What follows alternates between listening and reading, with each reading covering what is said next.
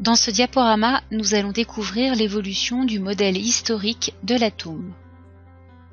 Au début du XIXe siècle, John Dalton, qui s'intéresse à la matière, pense qu'elle est formée de grains infiniment petits, en forme de boule qu'on ne peut pas casser et qu'on a donc appelé atome.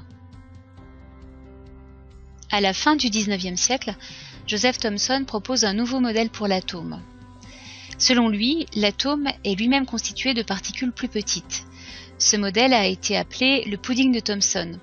En effet, selon Thomson, l'atome ressemble à une espèce de boule formée d'une matière qui, globalement, était chargée positivement et dans laquelle étaient parsemées de plus petites particules chargées d'électricité négative, appelées les électrons, l'ensemble formant de la matière globalement neutre. Quelques années plus tard, Rutherford propose un nouveau modèle beaucoup plus évolué. Ce modèle a été appelé le modèle planétaire, puisqu'il fait penser au système solaire, avec en son centre un noyau, et autour de ce noyau des particules qui sont mobiles maintenant, les électrons chargés d'électricité négative, qui gravitent autour du noyau selon des orbites coplanaires bien définies. Le noyau porte en lui l'électricité positive et l'atome est donc globalement neutre.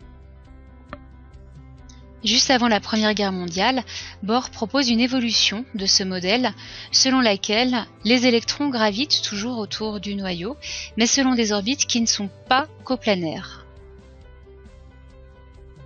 Il faut attendre la fin des années 20 pour que Schrödinger propose un nouveau modèle pour l'atome qui perdure encore aujourd'hui.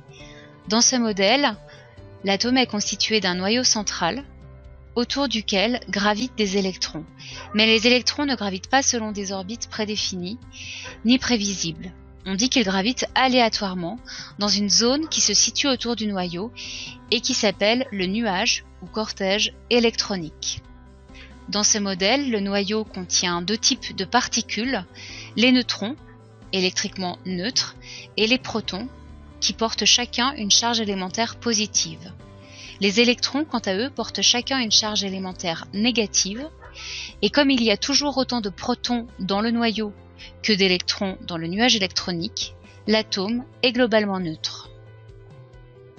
Voici probablement l'image la plus réaliste de l'atome tel qu'on le connaît aujourd'hui.